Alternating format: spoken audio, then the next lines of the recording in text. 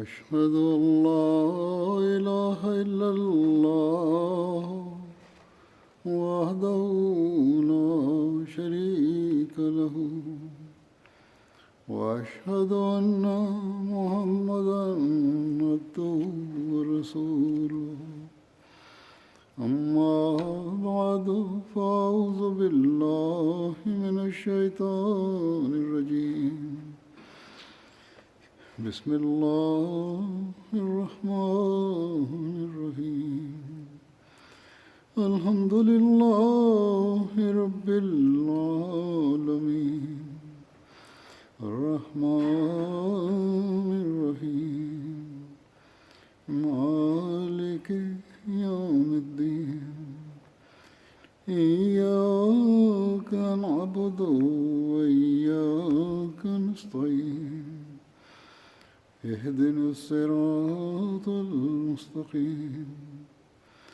صراط الذين أنعمت عليهم غير المغضوب عليهم ولا الضالين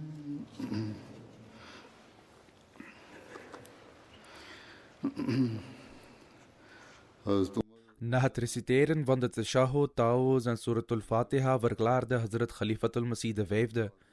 Er werden verhalen verteld uit het leven van Hazrat Umar radiyallahu ta'ala anhu in de vorige preken. En ik zal dat ook vandaag voortzetten. Over Hazrat Umars onafhankelijkheid van wereldse zaken en zijn vroomheid verhaalt Hazrat Hafsa bint Umar dat zij eens tegen haar gerespecteerde vader zei: O leider van de gelovigen. In een ander verhaal wordt vermeld dat zij hem op de volgende manier aansprak: O mijn vader, Allah heeft uw voorzieningen verhoogd en uw overwinningen geschonken en uw rijkdommen in overvloed geschonken.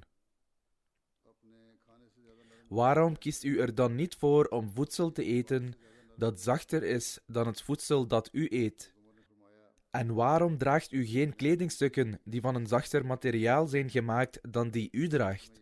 Hazrat Umar antwoordde: Ik zal u vragen de beslissing in dit opzicht te nemen. Herinnert u zich niet hoeveel ontberingen de heilige profeet sallallahu alaihi wasallam tijdens zijn leven moest doorstaan? De verteller zegt dat hij Hazrat Hafsa hier voortdurend aan herinnerde, zozeer zelfs dat Hazrat Hafsa begon te huilen. Hierop verklaarde Hazrat Umar radiyallahu ta'ala anhu: Bij Allah, zolang ik de kracht heb om dit te doen, zal ik doorgaan met deel te nemen aan de ontberingen die de heilige profeet sallallahu alaihi wasallam en Hazrat Abu Bakr hebben doorstaan, zodat ik misschien hierdoor in staat zal zijn om hen te vergezellen in hun leven van comfort.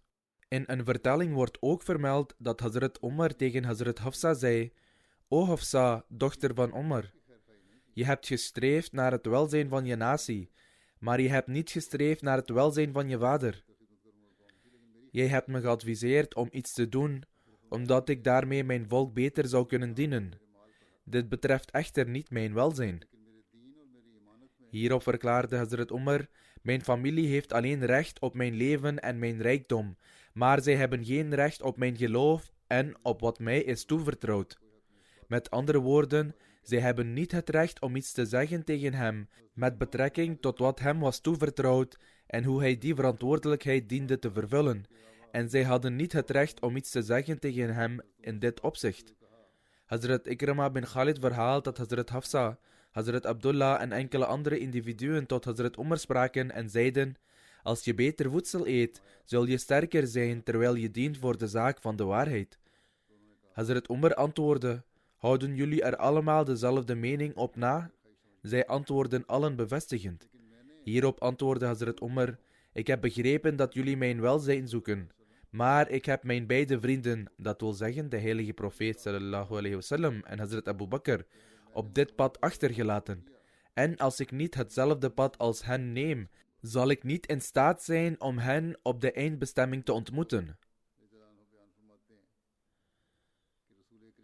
Hazrat Musleh Maud radiyallahu ta'ala anhu zegt: Het tijdperk van de heilige profeet sallallahu alaihi wasallam was een tijdperk waarin zij te maken kregen met angst en gevaar.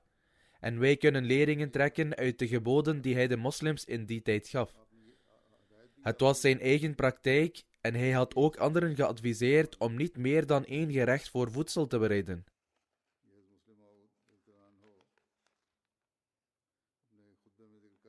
Hazrat Muslim Maud vermeldde dit in een van zijn preken in verband met Tahrik-e-Jadid.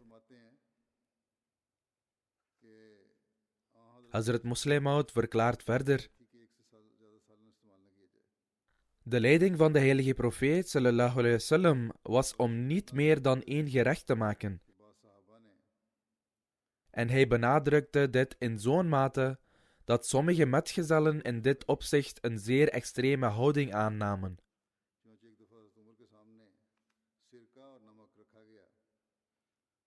Bij een gelegenheid werden azijn en zout voor Hazrat Umar neergezet en hij vroeg waarom er 2 schotels werden gepresenteerd, aangezien de heilige profeet sallallahu alayhi wasallam had geïnstrueerd dat er slechts 1 schotel mocht zijn.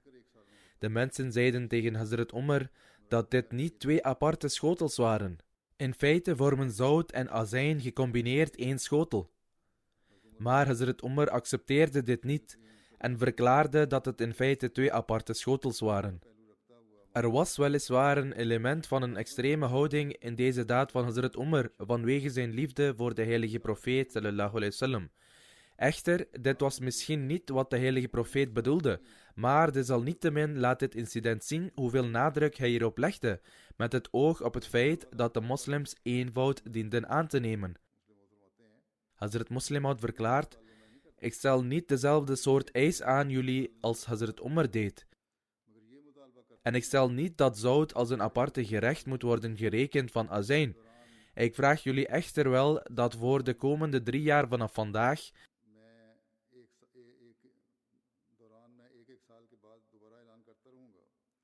in de loop waarvan ik jaarlijks een aankondiging zal doen, zodat als de situatie van angst verandert, deze instructie ook zal veranderen. Dat iedere Ahmadi die aan deze strijd met ons wil deelnemen, moet beloven om slechts 1 gerecht te eten. Dat wil zeggen roti en bouillon of rijst en bouillon.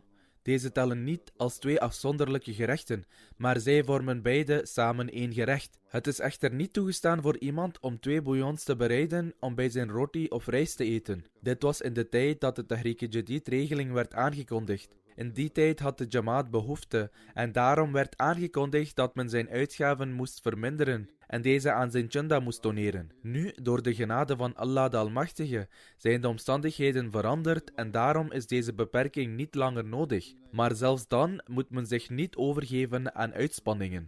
Bij het uitleggen van het vers وَالَّذِينَ إِذَا أَنْفَقُوا لَمْ يُسْرِفُوا وَلَمْ يَقْتُرُوا وَكَانَ بَيْنَ ذَلِكَ قَوَامًا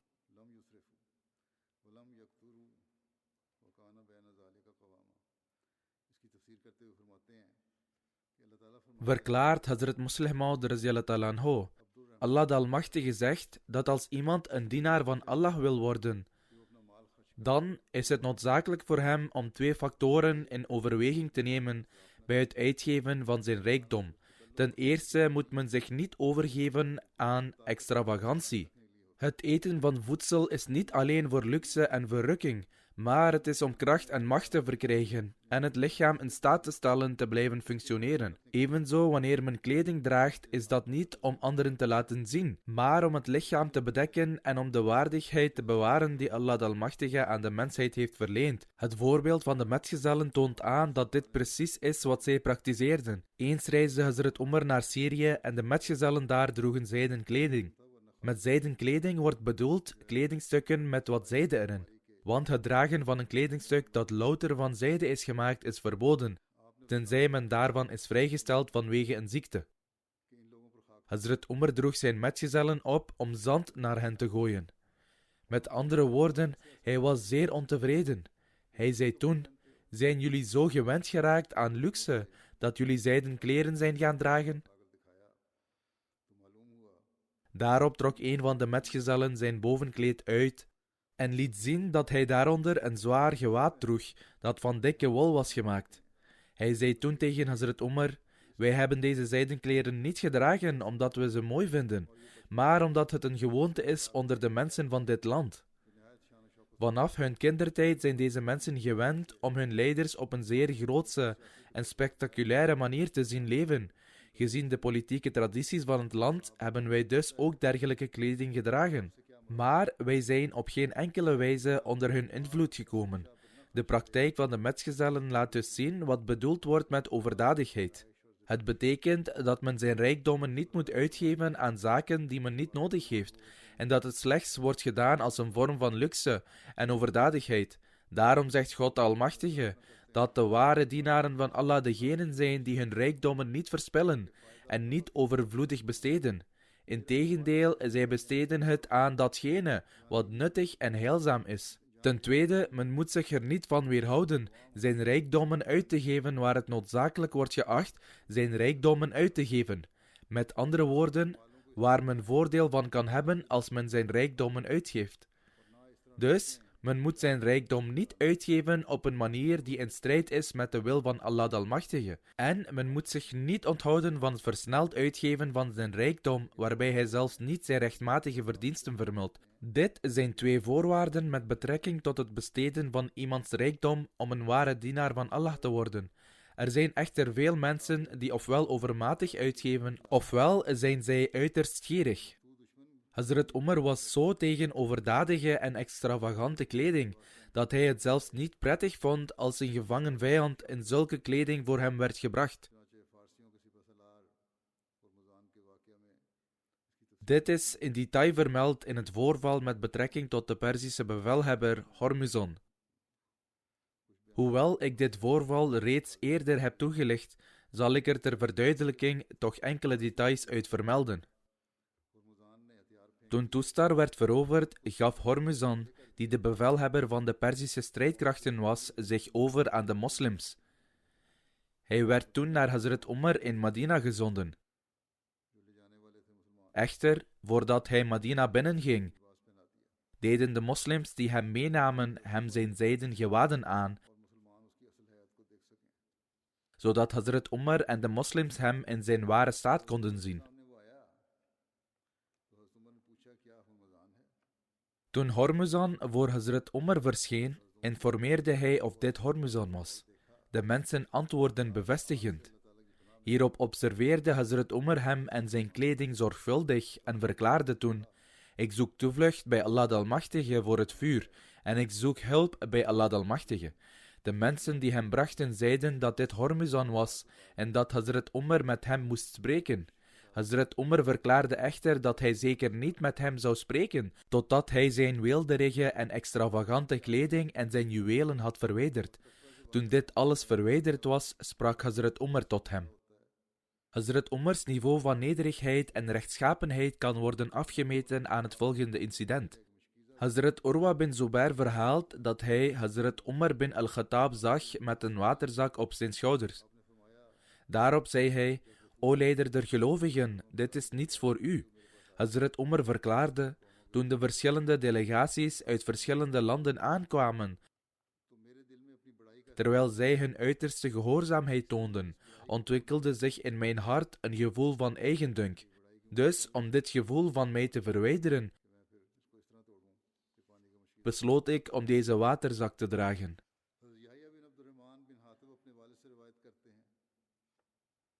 Hazrat Yahya bin Abdurrahman bin Hatib verhaalt van zijn vader dat zij eens terugkeerden van Makka in het gezelschap van Hazrat Umar radiyallahu ta'ala anhu. En bij het bereiken van de valleien van Zajnan stopten zij. Zajnan is de naam van een plaats die ongeveer 25 mijl van Makka ligt. Hij vertelt verder dat Hazrat Umar toen verklaarde: op deze plaats kan ik mij nog de tijd herinneren dat ik de kamelen van mijn vader Khattab verzorgde. Hij was een man met een zeer strenge inborst. Ik nam de kamelen beladen met stokken en daarna nam ik ze met gras erop. Thans is mijn toestand echter zo dat de mensen ver en wijd in mijn land reizen en dat er niemand boven mij is. Met andere woorden, ik ben een heerser over een immens en uitgestrekt land, waarin de mensen een grote afstand afleggen en mij komen ontmoeten. En er is ook geen andere heerser in deze wereld die over mij heerst. Daarna reciteerde hij het volgende couplet. La shay'a fima tara illa bashashata, yabqal ilahu wa yudil malu wal walad. Wat jij kunt zien heeft geen werkelijkheid, behalve dat het een tijdelijke bron van vreugde is. Aan iemands rijkdom en nageslacht komt een einde en het is alleen God die eeuwig leeft. Hazrat Khalifatul Masih I verklaart in verband hiermee dat eens Hazrat Umar terugkeerde van Hajj en hij stopte onder een boom. Huzaifa, die een zeer informele relatie met Hazrat Umar had, verzamelde moed en informeerde naar de reden waarom Hazrat Umar daar gestopt was. Hierop verklaarde Hazrat Umar: er was een tijd dat ik een kameel van mij verzorgde, en eens gaf mijn vader mij een berisping onder deze boom. Vandaag de dag is mijn conditie zodanig dat laat staan kamelen, 100.000 mensen bereid zijn hun leven op te offeren als ik hen zou bevelen door de loutere aanwijzing van mijn ogen. In verband hiermee verklaart Hazrat Muslim Maud: is het niet een verbazingwekkend feit dat een persoon die eens kamelen hoedde een groot koning werd? Niet alleen werd hem een werelds koninkrijk toegekend, maar ook een spiritueel koninkrijk. Dit was inderdaad Hazrat Umar die in zijn vroegere jaren de kamelen hoedde. Bij een gelegenheid ging hij de Hajj-verrichting en onderweg stond hij op een bepaalde plaats. De hitte was zeer intens en de mensen hadden er veel last van. Maar niemand had de moed om te vragen waarom hij daar stond. Uiteindelijk werd een metgezel, die een goede vriend was van Hazrat Umar, en hij zou Hazrat Umar vaak vragen over het uitbreken van fitna, benaderd door de mensen om Hazrat Umar te vragen waarom hij op die bepaalde plaats stond. Daarop zei hij tegen Hazrat Umar: ga verder, waarom ben je hier gestopt? Hierop zei Hazrat Umar: de reden waarom ik hier ben gestopt is omdat ik eens de kamelen hoedde en wat rust nam onder deze boom omdat ik uitgeput was. Mijn vader kwam en sloeg me, zeggende: heb ik je gestuurd zodat je hier kon zitten en slapen? Zo was mijn toestand. Maar nadat ik de heilige profeet sallallahu alaihi wasallam had aanvaard, verhief God Almachtig mij tot zo'n rang, dat als ik vandaag 100.000 mensen zou bevelen, zij bereid zouden zijn om hun leven voor mij op te offeren. Dit voorval en verschillende andere voorvallen zoals deze onthullen de vroegere toestand van de metgezellen, maar na het volgen van de heilige profeet sallallahu alaihi wasallam veranderde hun toestand volledig. Zij bereikten zo'n rang en kennis die niemand anders bezat. Hazrat Muslim Maud verklaart verder: de reden dat ik dit verhaal heb verteld, is dat men zich zou moeten afvragen hoe een persoon die kamelen hoedde, zulke spirituele en wereldse kennis werd gegeven die niemand anders kon doorgronden. Aan de ene kant was er een tijd dat Hazrat Umar kamelen en schapen hoedde, iets wat in de verste verte niet met kennis wordt geassocieerd. En aan de andere kant kwam er een tijd dat de mensen van Europa, die een diep begrip hebben van de wetten en beginselen van bestuur, grote bewondering toonden voor de wetten en voorschriften die door Hazrat Umar waren ontworpen. Welk verband is er tussen iemand die kamelen verzorgt en een heerser? Hazrat Umar heeft echter zulke prestaties geleverd dat de wereld met groot respect naar hem kijkt en zijn bestuur prijst. Kijk bovendien naar het voorbeeld van Hazrat Abu Bakr, die een gewone koopman was, maar vandaag de dag is de wereld verbaasd over hoe hij zulke wijsheid, intellect en denkvermogen heeft bereikt. Maar ik zeg jullie dat hij alles uit de heilige Koran heeft gehaald. Hij verdiepte zich in de heilige Koran en zo leerde hij alles wat de wereld ontbrak. Dit is omdat de heilige Koran zo'n instrument is, dat als iemand zijn hart ermee reinigt, zijn hart zo gezuiverd wordt, dat het elk aspect van wereldse kennis begint te weerspiegelen en een deur wordt geopend voor zo'n individu, dat niemand dan in staat is om de kennis te stoppen die in iemands hart wordt geopenbaard. Het is dus belangrijk voor ieder individu om te streven naar het lezen en overpeinzen van de heilige Koran. Met betrekking tot Hazrat Umars nederigheid en ootmoed is er een overlevering van Jubair bin Nufair die verklaart dat een groep mensen tegen Hazrat Umar zei: O leider van de gelovigen, bij Allah, wij hebben niemand gezien die rechtvaardiger, waarachtiger en standvastiger tegen de hypocrieten was dan jij. Voorwaar, na de heilige profeet sallallahu alaihi wasallam bent u de beste onder ons. Auf bin Malik zei tegen degene die dit zei: bij Allah, je hebt gelogen. Voorwaar, wij hebben de beste persoon onder ons gezien na de heilige profeet sallallahu alaihi wasallam. Dat wil zeggen, degene die beter is dan Hazrat Umar radiyallahu anhu. Hazrat Umar vroeg: O of, wie is die persoon? Waarop hij antwoordde: Abu Bakr. Hazrat Umar zei toen dat Auf de waarheid heeft gesproken en over de persoon die de eerdere uitspraak deed dat hij had gelogen. Hij zei toen, bij Allah, Abu Bakr was nog zuiverder dan de geur van muskus en ik ben nog meer verloren dan de kamelen thuis. Hazrat Muslih Maud verklaart, in de ahadith wordt vermeld dat bij een gelegenheid Hazrat Umar en Hazrat Abu Bakr een meningsverschil hadden over iets dat verhevigde. Hazrat Umar had een nogal gepassioneerde karakter. En om dit reden vond Hazrat Abu Bakr het verstandig om de plaats te verlaten, opdat de zaak niet zou verergeren. Toen Hazrat Abu Bakr probeerde te vertrekken, stapte Hazrat Umar naar voren en hield zijn mantel vast, implicerend dat hij hem moest antwoorden alvorens te vertrekken. Toen Hazrat Abu Bakr zich wist te bevrijden, scheurde zijn mantel. Hazrat Abu Bakr vertrok vandaar en ging naar huis. Echter, Hazrat Umar vermoedde dat Hazrat Abu Bakr misschien over hem zou klagen bij de heilige profeet sallallahu alaihi wasallam. En dus volgde hij hem, zodat hij zijn standpunt kon uiteenzetten. Onderweg verloor Hazrat Umar het zicht op Hazrat Abu Bakr. Hazrat Umar dacht dat Hazrat Abu Bakr naar de heilige profeet sallallahu alaihi wasallam ging om over hem te klagen. En dus ging hij rechtstreeks naar de heilige profeet sallallahu alaihi wasallam. Maar toen Hazrat Umar naar de heilige profeet ging, was Hazrat Abu Bakr niet aanwezig. Echter, omdat Hazrat Umar spijt had van wat hij had gedaan, legde hij voor: O boodschapper van Allah, ik heb een fout begaan en ik behandelde Abu Bakr hardvochtig. Hazrat Abu Bakr is niet schuldig. Het is allemaal mijn fout. Toen Hazrat Umar naar de heilige profeet sallallahu alaihi wasallam was gegaan, informeerde iemand Hazrat Abu Bakr dat Hazrat Umar naar de heilige profeet sallallahu alaihi wasallam was gegaan om over hem te klagen. Hazrat Abu Bakr dacht bij zichzelf dat hij ook moest gaan om de zaak op te helderen, opdat niet slechts één kant van de zaak werd gepresenteerd. Daarom zou hij ook gaan en zijn kant van het verhaal presenteren. Toen Hazrat Abu Bakr de bijeenkomst bereikte, zei Hazrat Umar radiyallahu anhu: O boodschapper van Allah sallallahu alaihi wasallam, ik heb een fout begaan. Ik had ruzie met Hazrat Abu Bakr en scheurde zijn mantel.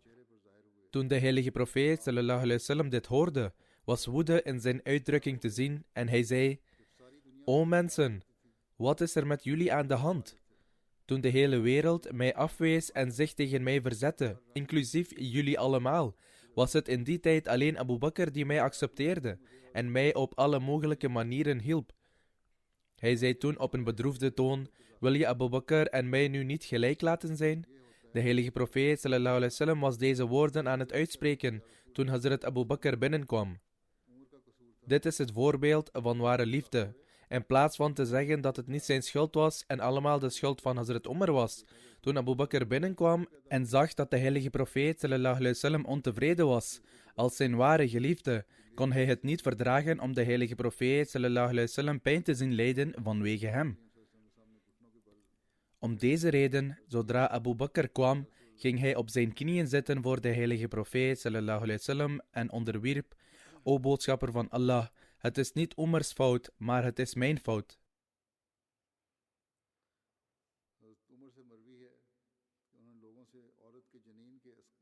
Hazrat Umar verhaalt dat hij eens de mensen vroeg over het bloedgeld in het geval van een abortus. Mughira verklaarde dat de heilige profeet sallallahu alaihi wasallam had gezegd dat men een mannelijke of vrouwelijke slaaf moest vrijlaten als bloedgeld. Hazrat Umar zei toen iemand te brengen die deze zaak, die hij zojuist had genoemd, zou bevestigen.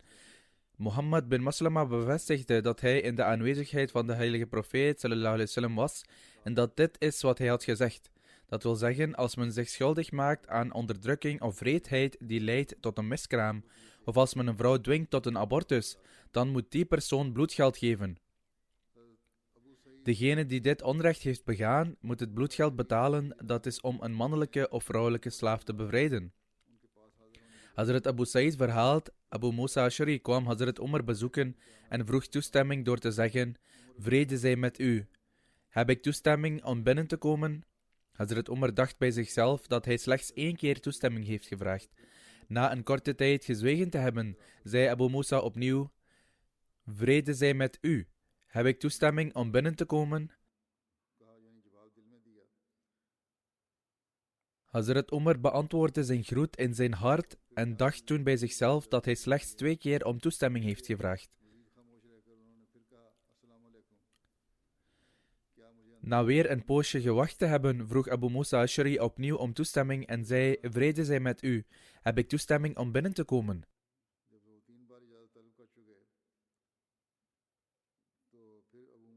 Na 2 of 3 keer toestemming te hebben gevraagd aan Hazrat Umar, vertrok Abu Musa Ash'ari vervolgens. Toen hij 3 keer toestemming vroeg om binnen te komen en geen antwoord van Hazrat Umar hoorde, besloot hij te vertrekken.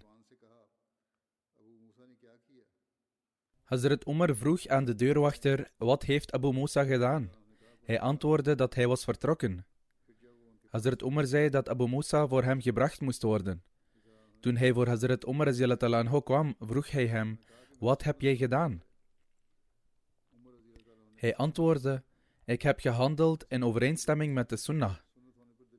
Hazrat Umar antwoordde: sunnah? Bij Allah, je zult moeten bewijzen dat dit een daad van sunnah is, anders zal ik streng met je afrekenen.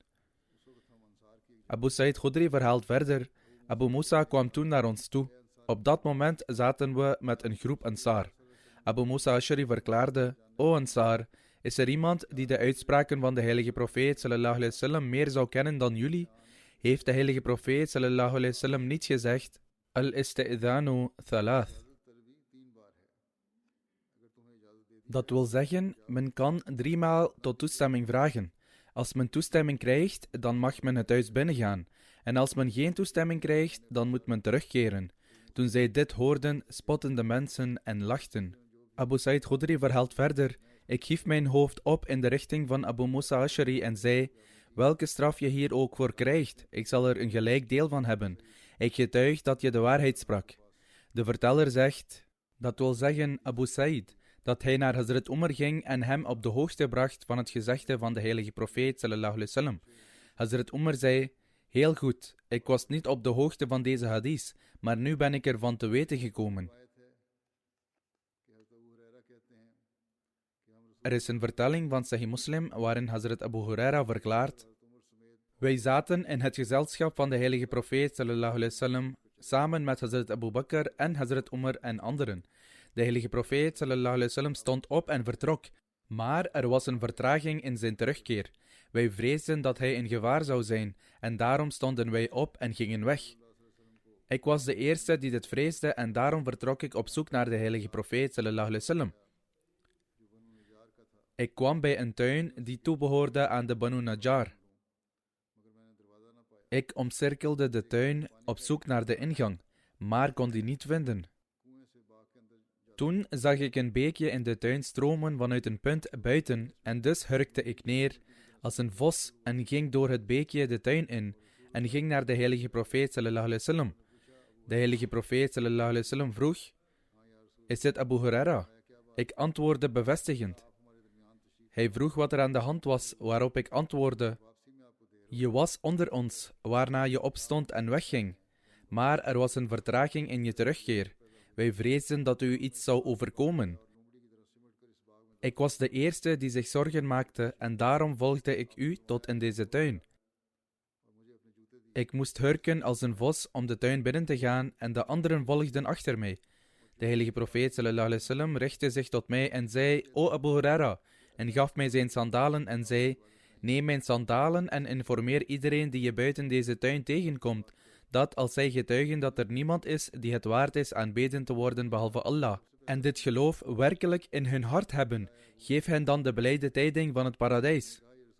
Hazrat Abu Huraira verhaalt verder: toen ik terugging was de eerste persoon die ik ontmoette Umar. Hij vroeg: O Abu Huraira, van wie zijn deze sandalen?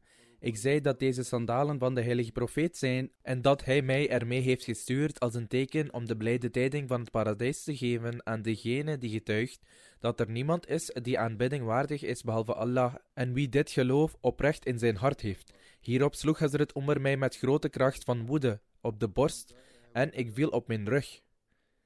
Hij zei: O Abu Huraira, ga terug. Dat wil zeggen dat het niet nodig was om iets tegen iemand te zeggen.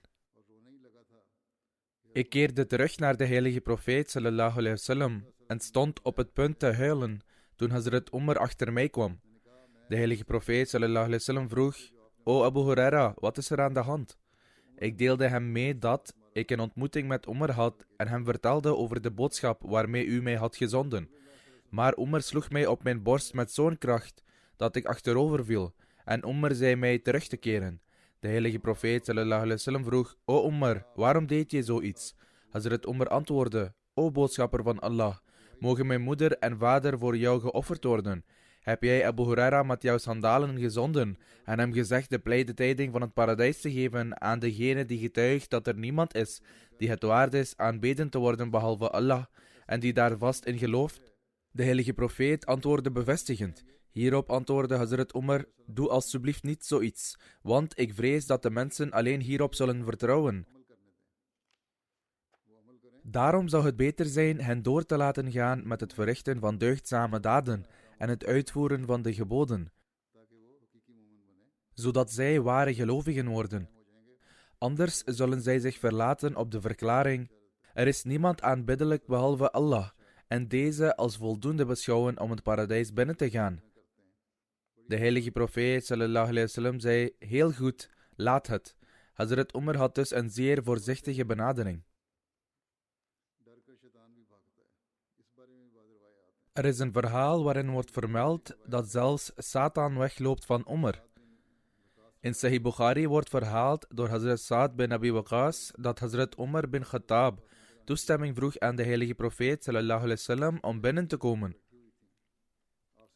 Op dat moment zaten enkele vrouwen van de Quraysh in het gezelschap van de heilige profeet sallallahu alaihi wasallam en spraken met hem. Zij vroegen om meer voorzieningen en hun stemmen waren luider dan de stem van de heilige profeet. Toen Hazrat Umar toestemming vroeg om binnen te komen, gingen zij snel achter een sluier. De heilige profeet sallallahu alaihi wasallam stond Hazrat Umar toe om binnen te gaan. Toen Hazrat Umar binnenkwam, glimlachte de heilige profeet sallallahu alaihi wasallam. Hazrat Umar zei: O boodschapper van Allah, moge Allah u altijd laten glimlachen. De heilige profeet sallallahu alaihi wasallam antwoordde: ik ben verbaasd over de vrouwen die net hier waren. Toen zij uw stem hoorden, trokken zij zich snel terug achter de sluier. Hierop antwoordde Hazrat Umar: O boodschapper van Allah, u bent het echter meer waard om gevreesd te worden. Toen terwijl hij die vrouwen met luide stem toesprak, verklaarde Hazrat Umar: O achtloze vrouwen, zijn jullie geïntimideerd door mij en niet door de heilige profeet sallallahu alaihi wasallam? De vrouwen antwoordden: inderdaad, omdat u streng van aard en hardvochtig bent, terwijl de heilige profeet sallallahu alaihi wasallam dat niet is. Hierop zei de heilige profeet: hoor mij, o zoon van Khattab, ik zweer bij degene in wiens handen mijn leven is. Telkens wanneer Satan zijn pad met jou kruist, is hij zeer zeker van zijn pad afgeweken. Hazrat Aisha radhiyallahu anha vertelt: eens terwijl de heilige profeet sallallahu alaihi wasallam zat, hoorden we wat commotie en de geluiden van kinderen. De heilige profeet sallallahu alaihi wasallam stond op en zag dat er een Abyssijnse vrouw aan het dansen was, terwijl de kinderen zich om haar heen hadden verzameld. De heilige profeet sallallahu alaihi wasallam zei: O Aisha, kom en zie. Ik ging en begon te kijken, terwijl ik mijn kin op de schouder van de heilige profeet sallallahu alaihi wasallam plaatste.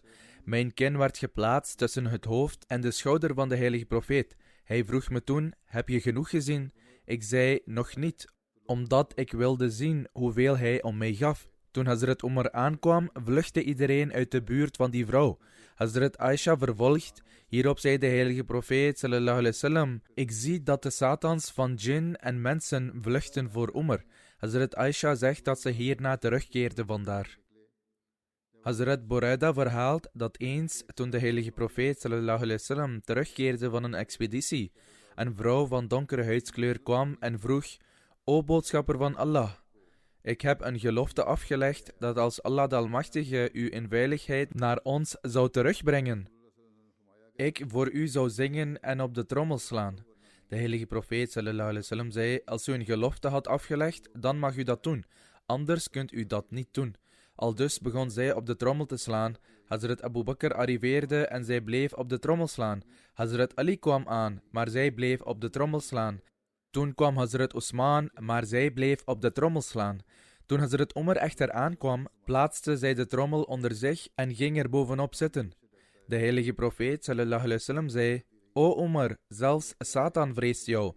Ik was aanwezig en zat, maar zij sloeg nog steeds op de trommel. Abu Bakr kwam, Ali kwam, Osman kwam, maar zij bleef op de trommel slaan. Echter, O Omar, toen jij kwam, legde zij de trommel weg. De beloofde Messias salam verklaart, de heilige profeet sallallahu alayhi wasallam vertelde Hazrat Omar dat als Satan zijn pad kruist met hem, dan wijkt hij af naar een andere pad en vreest hem. Dit bewijst het feit dat Satan vluchtte voor Hazrat Omar als iemand die ongemanierd en onteerd is.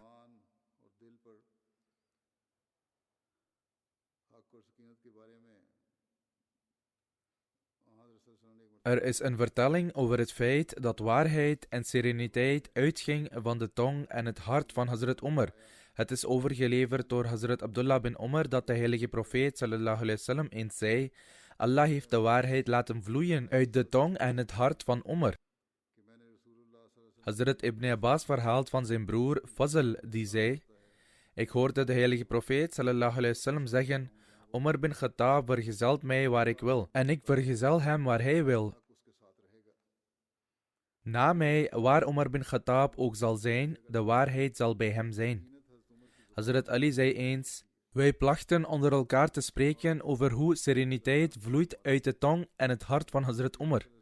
Hazrat Muslim Maud radhiyallahu verklaart: de heilige profeet sallallahu alayhi wasallam richtte zich eens tot een van zijn vrouwen en zei: maak mijn proviand klaar voor een reis.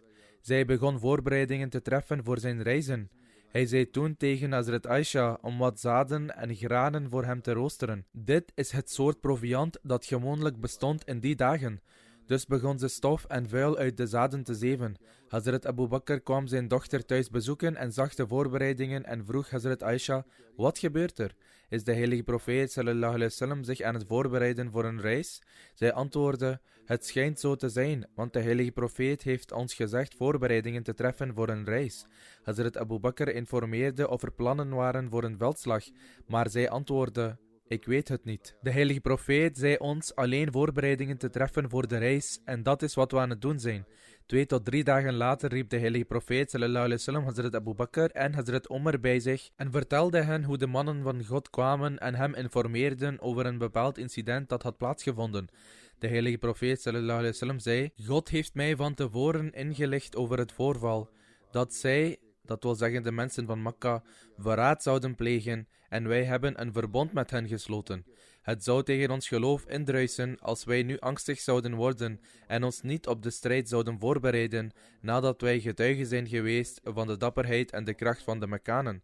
We zullen erheen moeten gaan. Dus wat is jouw mening over deze zaak?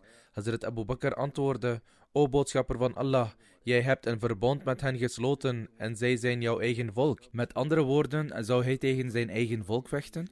De heilige profeet sallallahu alayhi wasallam zei: wij zullen niet tegen ons volk vechten. Wij zullen vechten tegen degenen die het verbond hebben geschonden.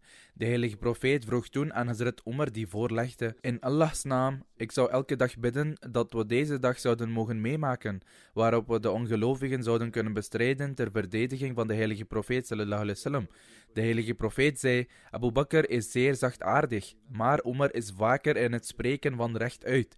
De heilige profeet sallallahu alayhi wasallam vervolgde: tref voorbereidingen. Daarop liet de heilige profeet in de omringende stammen een aankondiging doen dat iedereen die in Allah en zijn boodschapper gelooft, zich in de begindagen van de Ramadan in Medina moest verzamelen. Aldus begonnen zij zich te verzamelen in die mate dat een leger van vele duizenden mannen werd georganiseerd en zij ten strijde trokken. Over de voortreffelijkheid van Hazrat Abu Bakr en Hazrat Omar verhaalt Hazrat Abu Sa'id Khudri dat de heilige profeet sallallahu alayhi wasallam zei: van de Iliën zal iemand staren naar de bewoners van het paradijs, en door zijn gelaat zal het hele paradijs gloeien en stralen alsof het een stralende ster is. En Abu Bakr en Omar behoren tot die mensen. Beiden zijn zulke voortreffelijke mensen. Abu Usman verhaalt dat de heilige profeet sallallahu alayhi wasallam Hazrat Amr bin As aanstelde als de bevelhebber van het leger voor de slag bij Zat al-Salasil.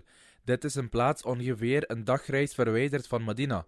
Dit is volgens de wijze van reizen in die tijd. Het is de naam van een bron in de streek van de stam van Juzam, verder weg van de vallei van Al-Qura.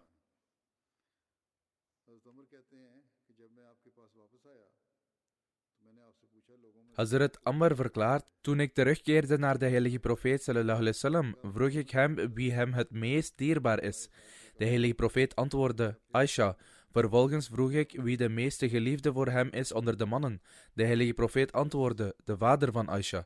Ik vroeg toen wie na hem was. De heilige profeet antwoordde, Umar. Hij ging toen verder met het noemen van andere namen. Hazrat Anas vertelt dat de heilige profeet sallallahu alaihi wasallam naar buiten kwam en met zijn metgezellen van onder de Muhajirin en de Ansar ging zitten. Onder hen waren Hazrat Abu Bakr en Hazrat Umar, maar niemand van hen zou zijn blik opheffen om naar de heilige profeet sallallahu alaihi wasallam te kijken. Behalve Hazrat Abu Bakr en Hazrat Umar. Beiden keken naar de heilige profeet en glimlachten. En op zijn beurt keek hij naar hen beiden en glimlachte. Hazrat Ibn Umar vertelt dat de heilige profeet sallallahu alaihi wasallam eens naar buiten kwam en de moskee binnenging met Hazrat Abu Bakr en Hazrat Umar. De ene was aan zijn rechterzijde en de andere aan zijn linkerzijde en hij hield hun hand vast. Hij verklaarde, dit is hoe wij zullen worden opgewekt op de dag des oordeels. Abdullah bin Hantab verhaalt dat de heilige profeet sallallahu alaihi wasallam eens Hazrat Abu Bakr en Hazrat Umar zag en zei, zij zijn beiden ogen en oren. Hazrat Jabir bin Abdullah verhaalt dat Hazrat Umar tegen Hazrat Abu Bakr zei, O gij die de beste man na de boodschapper van Allah is. Daarop antwoordde Hazrat Abu Bakr, als dit is wat je zegt, dan zeg ik je dat ik de heilige profeet sallallahu alaihi wasallam heb horen verklaren. De zon is op niemand groter dan op Umar ondergegaan. Hazrat Ibn Umar verhaalt dat de heilige profeet sallallahu alaihi wasallam zei, ik ben de eerste persoon voor wie de aarde zal worden gescheurd, gevolgd door Abu Bakr, dan Umar. Daarna zal ik naar de bewoners van Baqi gaan en zij zullen met mij worden opgewekt. Dan zal ik wachten op de mensen van Makka, totdat ik zal worden opgewekt tussen de twee heilige steden. Hazrat Abdullah bin Mas'ud vertelt dat de heilige profeet sallallahu alaihi wasallam verklaarde, een van de bewoners van het paradijs komt naar je toe. Hazrat Abu Bakr kwam toen. De heilige profeet zei nogmaals, een van de bewoners van het paradijs komt naar jullie toe, waarna Hazrat Umar kwam. Hazrat Anas verhaalt dat de heilige profeet sallallahu alaihi wasallam met betrekking tot Hazrat Abu Bakr en Hazrat Umar zei, deze twee zijn de leiders van alle ouderen van het paradijs, van zijn eerste en zijn laatste mensen, met uitzondering van de profeten en boodschappers. Hazrat Huzaifa vertelt dat de heilige profeet sallallahu alaihi wasallam zei, na mij volgt zowel Abu Bakr als Umar. Hazrat Abu Sa'id Khudri verhaalt dat de heilige profeet sallallahu alaihi wasallam verklaarde, elke profeet heeft 2 viziers in de hemel en 2 viziers op de aarde. Mijn 2 viziers in de hemel zijn Gabriel en Michael, en mijn 2 viziers op aarde zijn Abu Bakr en Umar. Hazrat Huzaifa vertelt, wij zaten bij de heilige profeet sallallahu alaihi wasallam toen hij zei, ik weet niet hoe lang ik nog onder jullie zal blijven. Daarom moeten jullie deze 2 na mij volgen. Hij wees toen naar Hazrat Abu Bakr en Hazrat Umar. Hazrat Abu Bakr vertelt dat de heilige profeet sallallahu alaihi wasallam op een dag vroeg, wie van jullie heeft een droom gezien? Een persoon antwoordde, ik zag dat een weegschaal uit de hemel was neergedaald. Het woog zowel jou als Abu Bakr, en jij was zwaarder in de weegschaal dan hem. Toen werden Hazrat Abu Bakr en Hazrat Umar gewogen, en Hazrat Abu Bakr was zwaarder in de weegschaal. Daarna werden Hazrat Umar en Hazrat Usman gewogen, en Hazrat Umar was zwaarder in de weegschaal. De weegschaal werd toen weggenomen. De verteller zegt dan, wij zagen toen tekenen van ongenoegen op het gelaat van de heilige profeet sallallahu alaihi wasallam. In een andere vertelling wordt vermeld dat na het horen van de droom de heilige profeet sallallahu alaihi wasallam zei, dit is de khilafat na het profeetschap, en daarna zal Allah monarchie verlenen aan wie hij wil. Abdeghair verhaalt dat Hazrat Ali op de preekstoel stond en zei, o mensen, zal ik jullie niet vertellen over de beste persoon in deze umma na de heilige profeet sallallahu alaihi wasallam? De mensen antwoordden bevestigend. Hazrat Ali zei toen, Abu Bakr. Hij zweeg toen een korte tijd voordat hij zei, o mensen, zal ik jullie niet vertellen over de beste persoon in deze umma na Hazrat Abu Bakr? Hij is Umar. Abu Juhayfa zegt dat hij Hazrat Ali hoorde zeggen, de beste onder deze umma na de heilige profeet sallallahu alaihi wasallam is Abu Bakr, dan Umar. Deze verhalen zullen in de toekomst worden voortgezet, als God het wil. De verslagen van het leven van Hazrat Umar zullen nog enige tijd doorgaan. Nu zal ik enkele overleden leden noemen, wiens begrafenisgebed ik zal leiden na het vrijdaggebed. De eerste vermelding is die van gerespecteerde Kamran Ahmed Sahib Shahid, zoon van Nasir Ahmed Sahib van Peshawar. Op 9 november openden tegenstanders het vuur op hem in zijn kantoor en martelden hem. Inna lillahi wa inna ilayhi raji'un. Hij was 44 jaar oud op het moment van zijn martelaarschap. Hij werkte als boekhouder in een fabriek van een Ahmadi, gerespecteerde Shafiqur Rahman Sahib. Een gewapende persoon drong zijn kantoor binnen en opende het vuur, als gevolg waarvan hij werd getroffen door 4 kogels en ter plaatse werd gemarteld. Inna lillahi wa inna ilayhi raji'un. De aanvaller vluchtte na het incident. Ahmadiyyat werd gevestigd in de familie van de overleden martelaar via zijn vader, gerespecteerde Nasir Ahmed Sahib's grootvader van moederszijde, Hazrat Nabi Bakhsh Sahib, zoon van Fateh Deen Sahib van Bhini Bhangar, dat in de buurt van Qadian ligt. Hij deed bijt aan de gezegende hand van de beloofde Messias salam in 1902 en trad toe tot de kudde van Ahmadiyyat. Korte tijd geleden kocht de overleden martelaar samen met zijn broer een winkel en maakte er een kantoor van. De huisbaas van de winkel zette hen eruit met een opzegtermijn van 1 dag, alleen omdat ze Ahmadi waren. Daarna heeft hij de rotonde hernoemd tot Khatme Nabuwat Rotonde. Toen zij vervolgens een andere winkel in de buurt hadden gekocht, kwamen tegenstanders in opstand en hebben hen ook uit die winkel gezet. In oktober werd er een grote demonstratie gehouden in de buurt van hun huis en werden er opruiende toespraken gehouden tegen de Jamaat. Ze zeggen dat ze nooit eerder zo'n grote demonstratie hadden gezien en dat er in dat gebied ernstige haat werd verspreid. De overleden martelaar was enkele jaren de boekhouder van een particulier bedrijf, maar wegens tegenwerking vroeg hij die functie te mogen neerleggen. Daarop zei het bedrijf hem dat zijn standaard en integriteit zo hoog waren dat zij hem niet wilden laten gaan en dat hij naar hen moest blijven gaan, al was het maar voor een paar minuten. Toen zij van zijn martelaarschap hoorden, waren zij er diep door getroffen. De overleden martelaar bezat vele grote kwaliteiten. Zijn vader zegt, op een keer kwam hij laat thuis en ik vroeg hem waarom hij zo laat thuis was gekomen. Hij zei dat er een dame was uit de familie van een tegenstander van de Jamaat die bloed nodig had en daarom gaf hij zijn eigen bloed.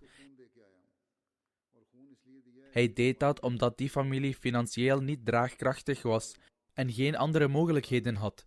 Zij hebben hun eigen normen en wij hebben de onze. Hij zou altijd in de voorhoede staan om anderen te dienen. Hij was de eerste die aanwezig was als er een dienst of plicht voor de Jamaat moest worden vervuld. En hij nam het op zich om de wacht te houden in de gebieden waar de dreiging van gevaar groter was. Wanneer iemand hem voorstelde te emigreren, zei hij: als we hier weggaan, zullen Ahmadis die minder middelen hebben, nog meer ontberingen moeten doorstaan. Hij was voorbeeldig in het aanbieden van chanda.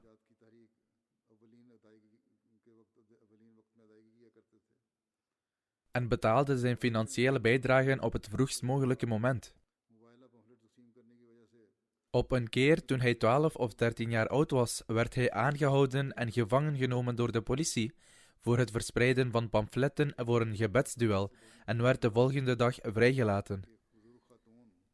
Hij zegt dat hij 2 dagen voor zijn martelaarschap een droom zag, waarin een oudere dame zijn huis schoonmaakte en zei dat Hazrat Khalifatul Masih IV eraan kwam.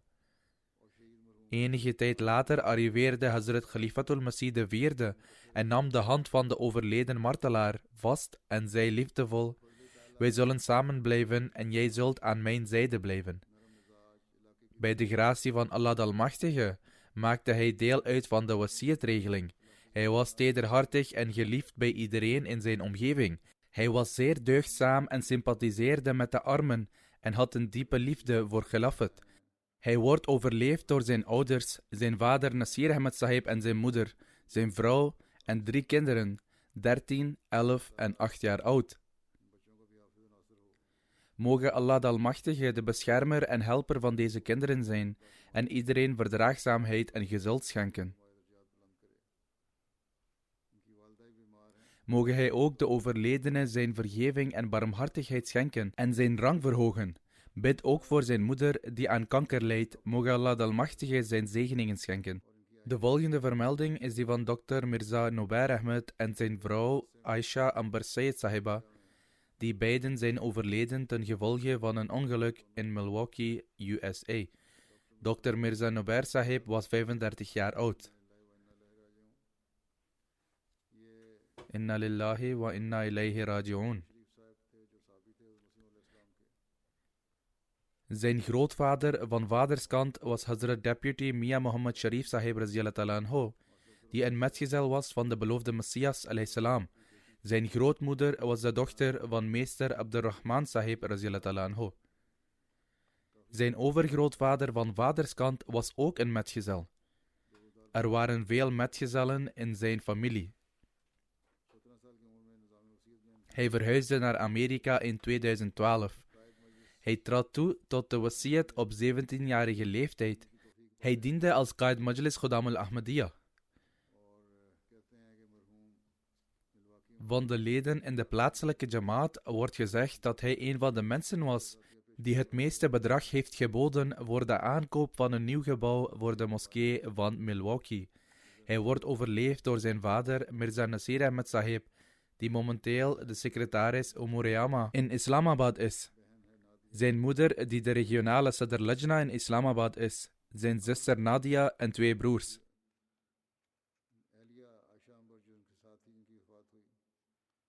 Zijn vrouw Aisha Amber was ook bij hem en is overleden. Zij is de dochter van Sayyid Sajjad Shah Sahib uit Japan.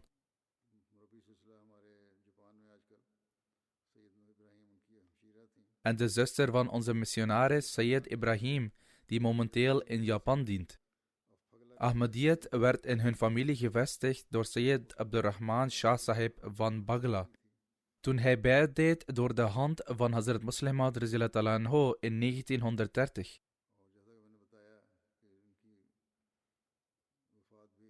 Zoals ik al zei, Aisha Amreen was samen met haar man betrokken bij een ongeluk en ze overleed 2 dagen later.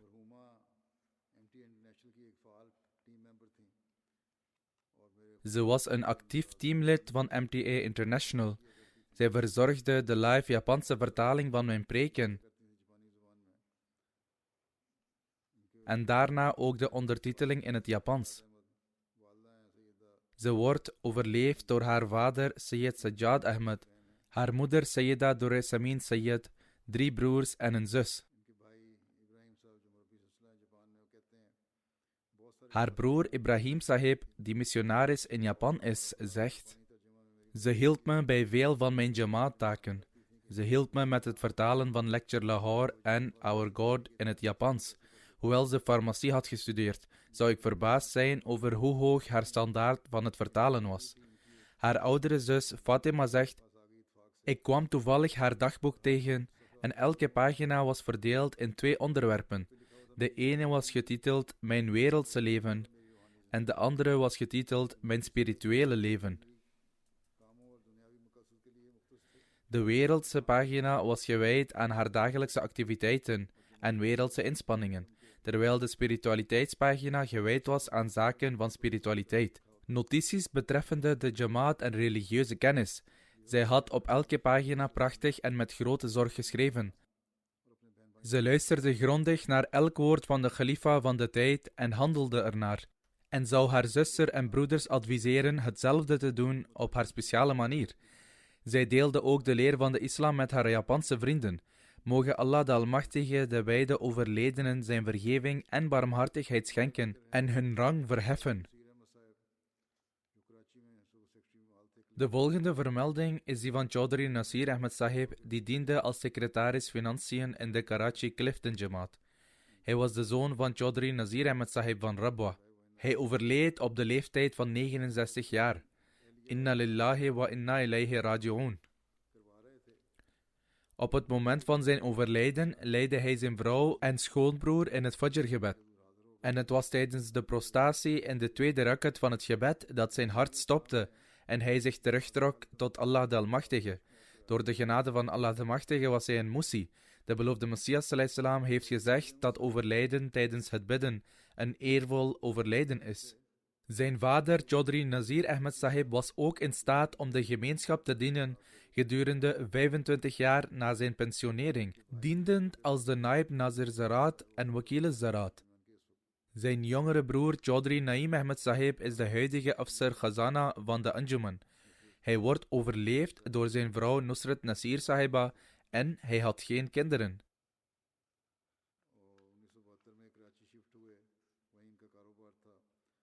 Hij verhuisde naar Karachi in 1972, waar hij werkte. Hij was in staat om de gemeenschap daar in verschillende hoedanigheden te dienen en hij heeft buitengewone diensten bewezen. Moge Allah de Almachtige hem zijn vergeving en barmhartigheid schenken. De volgende vermelding is die van Sardaran Bibi Sahiba, echtgenote van Chaudhry Nabi Baksh Sahib, van Darul Rahmat Gharbi, Rabwa. Zij is onlangs overleden. Inna lillahi wa inna ilayhi raji'un. Zij waren oorspronkelijk afkomstig uit Pathankot district Gurdaspur en zijn daarna naar Pakistan geëmigreerd.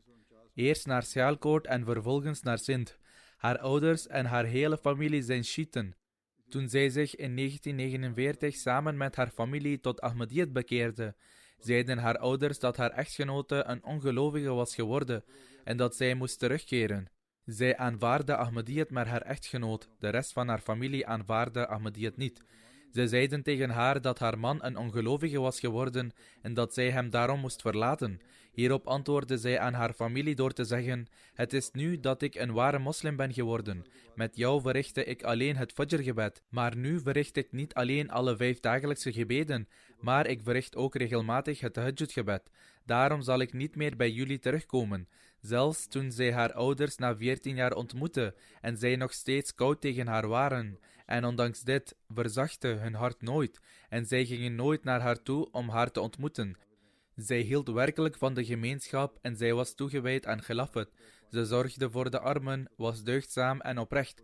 Zij was een Musia. Ze wordt overleefd door 3 zonen en 4 dochters. Haar oudste zoon, Dr. Abdurrahim Sahib, was in staat om 5 jaar in Sierra Leone te dienen, onder de Nusrat Jahan Scheme. Haar jongste zoon, Abdul Khalik Nair Sahib, is momenteel missionaris in Cameroen. Hij is daar de hoofdmissionaris en tevens de emir. Vanwege zijn dienst was hij niet in staat om de begrafenis van zijn moeder bij te wonen. Moge Allah de Almachtige iedereen geduld en verdraagzaamheid schenken en moge hij de rang van de overledene verhogen.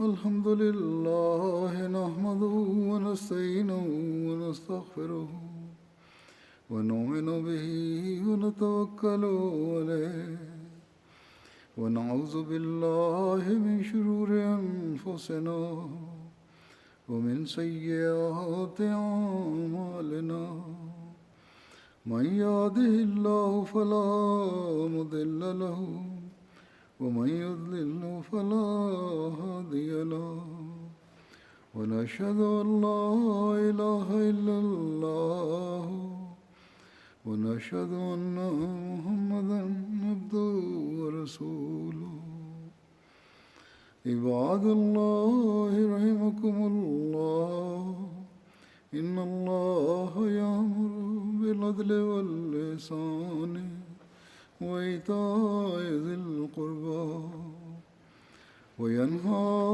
عن الفحشاء والمنكر والبغي يعظكم لعلكم تذكرون اذكروا الله يذكركم وادعوه يستجب لكم ولذكر الله أكبر